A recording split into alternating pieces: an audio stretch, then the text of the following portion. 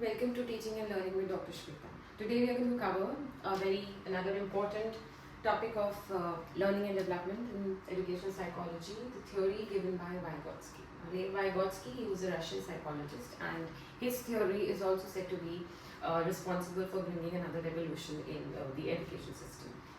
Now, there's a reason why we are taking this theory right after Piaget's theory.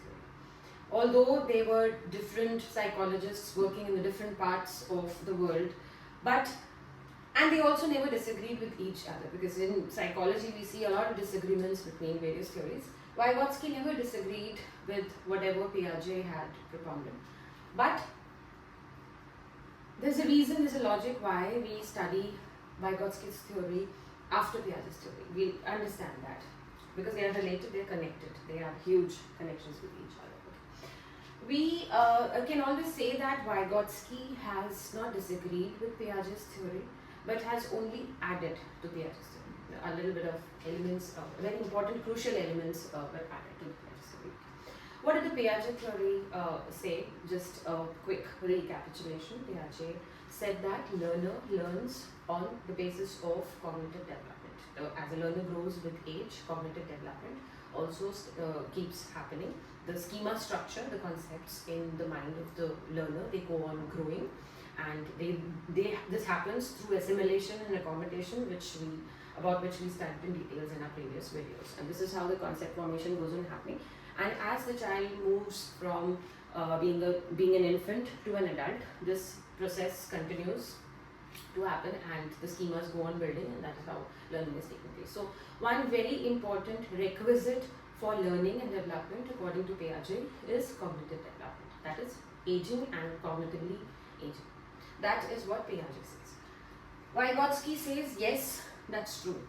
All these cognitive processes, understanding, perception, memory, conservation, egocentrism, all these processes are part of development. They are cognitive development, and that requires cognitive preparedness of the learner. The learner has to be at that age, according to his or her age, to learn all these things. And these are primarily cognitive activities, but this cannot happen if there is no social environment.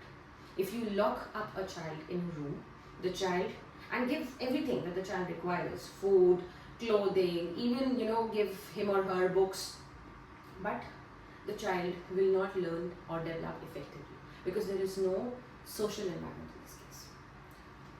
Therefore, Vygotsky's emphasis was on the word social. Learning is social according to Vygotsky.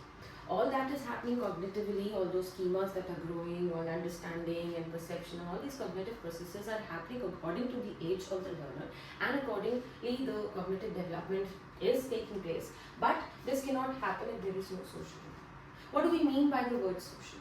First, let's understand that. Okay, if I'm standing alone in a room, then that environment is not social, because I'm single, alone in that room. The moment somebody walks in, even if that person doesn't talk to me, there's a relationship. Okay, if that person is not talking to me, not taking any interest in me, then that is a relationship of indifference. The relationship of no interest is also a relationship. The indifference is also a relationship. That person may greet me, talk to me. That is language and communication, interaction. So the moment a person enters into a room, the environment becomes social in nature, because now there are two people. So when there are a lot of people inside the room, the environment is highly social. So social means the presence of someone else, because only when someone else is present, communication is possible, interaction is possible, conflict is possible, argument is possible, language is possible, communication is possible. All these things are possible only if the environment is social. And without this environment, learning cannot take place. And if the environment is social, learning and development will definitely take place. I'll give you an example. How do we learn to speak our mother tongue so fluently? किसी ने हमें सिखाया तो नहीं हिंदी में बात करना, हम कैसे बात कर लेते हैं हिंदी में? क्यों? Because the people around us, right from the birth, they've been talking in Hindi. In my case, in my mother tongue, and that's how I learned this language. Then I was sent to a school, and there was a social environment. The teachers were talking continuously in English. I was exposed to English book. I was exposed to English videos or sources in English, and hence I picked up English language. Then when I picked up English language, I picked up other kinds of influences from my environment. I was growing cognitively, as Piaget says, and I was ready to learn all these new concepts and schemas and acquire schemas in my mind. But language, English, Hindi, that I knew were playing a very important role because I was communicating with the world with this language. I was understanding these things through language, through communication, through interaction, through school, through teacher, through influences. So had there been no language, had there been no communication, had there been no interaction, I would have not learned anything. This means that learning cannot happen in isolation. Even if the learner is cognitively prepared, the learner will always require someone else, something else, some exposure, some environment to learn. And that's what Vygotsky says. He says, the second point, cognitive development and interaction. So all those cognitive processes that we discussed during our discussion of Piaget's theory, understanding, perception, egocentrism, conservation, language development, all that will take place with age, but requires interaction. So learners are constantly learning from their environment. So culture is also playing an important role. Social environment is also playing an important role. We learn a lot of things not just because we are cognitively growing or our cognitive abilities are growing with age. We also learn because we pick up things that we are exposed to. If in a culture people dress like something, if in a culture there's a tradition of eating something, cooking a dish, I will also naturally learn that by my observation, or maybe because my mother will teach that to me, or my parents will, my family will teach or emphasize on learning of that skill or a particular thing. So therefore culture plays a very important role. Similarly, language plays a very important. Now all these things are social in nature. If you see culture, is culture possible without social elements? No. Is language possible about, and language and speech are both culture. I'm talking to you. Right now, I am alone in this room recording a YouTube video. But you out there are listening to me, understanding. Maybe you will post some questions after this video. But this is an interaction, an indirect interaction, but a social interaction. And here learning and development is taking place. You may be learning this concept from me which you may not be aware of.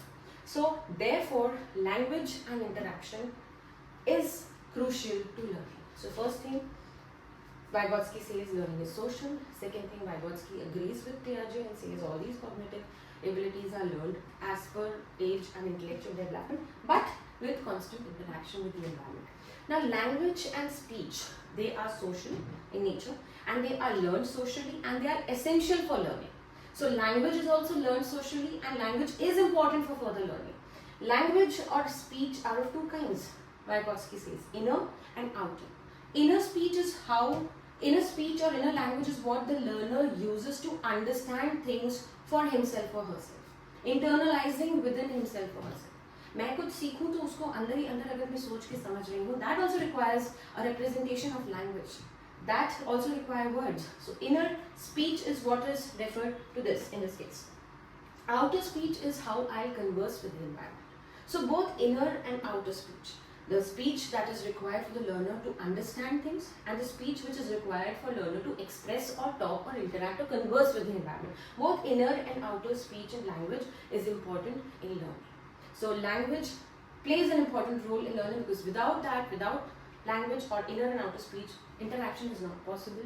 Receiving and understanding is also not possible. All those cognitive processes that Piaget talked about, they require inner speech for the learner to understand and internalize. And that is how meanings are derived from it. When we are learning something, we are actually drawing meaning out of it. And that meaning cannot be understood if there is no language.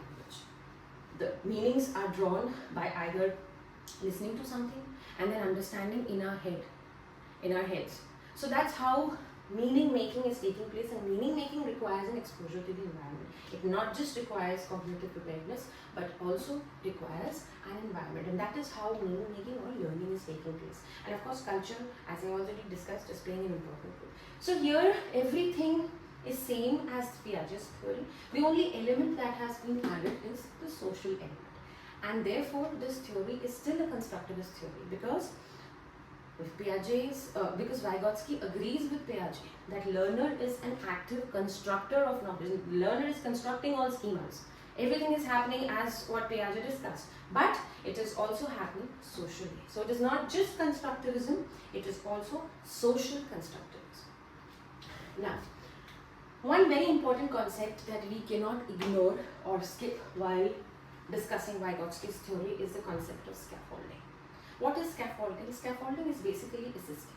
So Vygotsky, resonating with this theme, Vygotsky said that every learner requires a bit of assistance. Every learner can learn only if there is interaction with someone who is giving those experiences or that, facilitating that process of cognitive development. Without that person or without that assistance, learning is not possible. Even if the learner is cognitively prepared, even if the learner has come to an age where he or she is cognitively able to learn something, but that process will happen smoothly only if there is some kind of assistance given to the learner. And that assistant, that person, or that something that gives that assistance is the environment. It can be anything. It can be in the form of a teacher. It can be in the form of a parent. It can be a friend who knows more than the learner and is helping the learner to learn a concept. कि मुझे ये चीज़ आ गई है तो मैं तुम्हें समझा दूँ. Or it may be just a book, or a video, or a YouTube video, or an app, or any technology. So anything that is assisting the learner to learn a concept is the more knowledgeable other, MKO. So I've just tried to depict this here. Suppose a learner is here. Just a second. This process of learning, assisting is scaffolding. What exactly scaffolding is? Let's just discuss that. Now I've tried to depict this. This is a usual diagram you would see in most books where scaffolding of Vygotsky's theory is discussed. The learner is at the center here. The learner, this is the difficulty zone. The learner has not reached, this is the level that the learner wants to reach, and this is the level the learner is here. Suppose this is where the learner is and does not know a concept. That concept is at a higher level. The learner wants to achieve this level. The learner wants to travel from here to here. How will the learner travel? The learner is growing in age and has grown in age, is cognitively prepared. But still the learner is unable to come from here to here. Why? Because the learner has not got any help. The learner needs the more knowledgeable other, NKO, more knowledgeable other, to cross this zone, and this zone is known as zone of proximal distance. So basically how learning happens, the learner at a certain age. Now of course if this is a class 7th topic and the learner is at class 1, then of course this is not applicable. Then the learner is cognitively not prepared to learn this which is at the class 7th level, because according to Piaget's theory, the learner requires cognitive advancement which happens with age. So let us assume, so if the learner is in class 1 here, it is not possible for the learner to easily learn the class level. So this theory fails. This is not applicable here.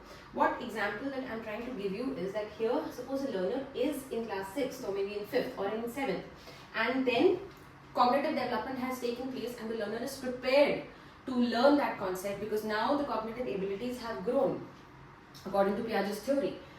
But still the learner would need some assistance to walk from here to here despite cognitive development. So this zone of difficulty is the zone of proximal distance that the learner needs to cross, and the learner will cross this zone after cognitive attainment has happened only with the help of something. That something is coming from the environment, and that can be a teacher or a book or an app or anything. So that is a more knowledgeable other, and this process of bringing a learner from a lower level to a higher level through interaction and also cognitive development according to that stage is called scaffolding. So scaffolding means that the learner always requires some help of more knowledgeable other to move from a lower level to a higher level, and not just this is required, cognitive development is also required. So ऐसा नहीं है कि जब दिमाग या बुद्धि बढ़ गई है हमारी, हम एज में बड़े हो गए हैं तो हमें सब कुछ आ जाएगा. हमें हमेशा किसी मेंटोरिंग, टीचिंग या किसी ट्यूटर की ज़रूरत पड़ती ही है to bring us from a lower level to a higher level, and that is called scaffolding. अब ये बात अलग है कि if the learner is exceptionally intelligent, then may require less scaffolding, and then the learner may also be at the 4th standard and learn the things of 7th standard, but always there will be some extra help required from the environment to be given to the learner. So the exceptional cases होते हैं ऐसे, but in general we need to be first cognitively developed and reach a stage, and then according to our level, even then when we have to learn some concept, we always require the help of some more knowledgeable other, and that process of helping that learner from reaching or crossing this zone of proximal distance to learn something is called scaffolding. So this entire thing is a social process. So just summing it up in 1 minute. Vygotsky agrees with Piaget. Cognitive development is taking place as schemas are growing, our age is growing, and the child is growing, and the cognitive development is taking place, and accordingly schemas are growing.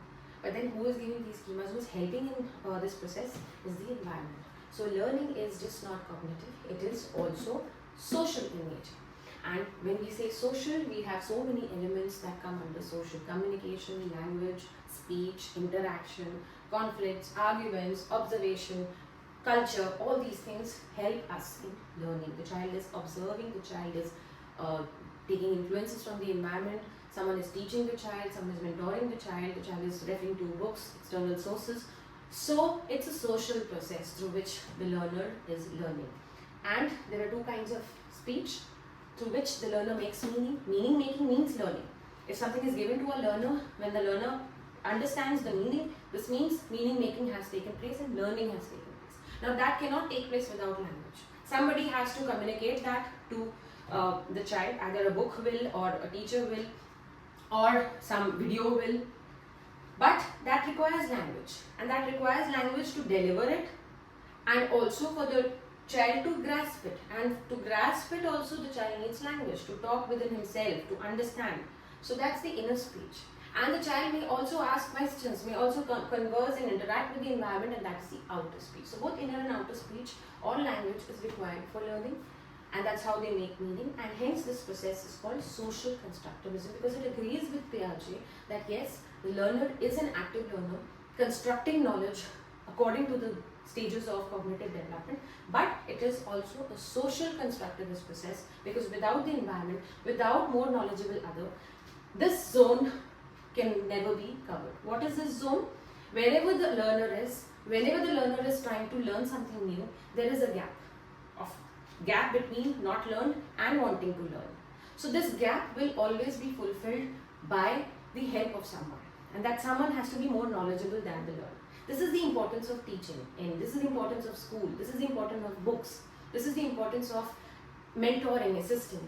The child is growing intelligent day by day, but still will not be able to master those concepts without the presence of a teacher, or without the presence of a book, or something which is having more knowledge. So that process of bringing a cognitively prepared, intelligent, leveled child from not learning stage to learning stage, that filling of gap is done by the help of a more knowledgeable other, and that's called scaffolding. That's what the Vygotsky theory is about. Thank you.